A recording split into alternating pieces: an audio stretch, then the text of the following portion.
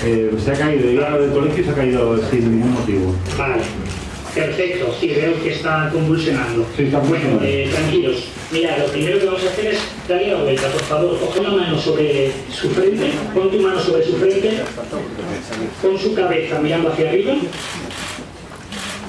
y échala un poquito hacia atrás. ¿Así? Vale, ahora parece que está respirando mejor. Sí, fíjate que está mejorando el color y además, mira, parece que ha dejado ya de hacer esas convulsiones. Sí, por favor, mira el pecho y vamos a ir a la mamá. Dígale que es normal que siga inconsciente porque está en una situación poscrítica después de la convulsión. Sí, me dijo el doctor que es normal que esté inconsciente y está en una situación poscrítica. De momento está bien, está seguramente. Mira, ahora que está inconsciente y que sigue respirando, vamos a ponerlo en posición lateral de seguridad. Lo primero que vas a hacer es, el brazo que está pegado a ti, ponlo en 90 grados. ¿Así? Muy bien. Sí, su brazo izquierdo, ponlo en su mejilla. Pon la palma izquierda en su mejilla. Ahora doblarás su pierna izquierda 90 grados.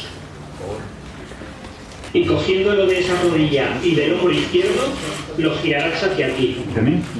Y la cabeza hacia detrás para asegurar que siga respirando. Vemos que mantiene buen color de labios. Sí, sí, correcto. Perfecto. Vale, pues ahora ya llegará la ayuda.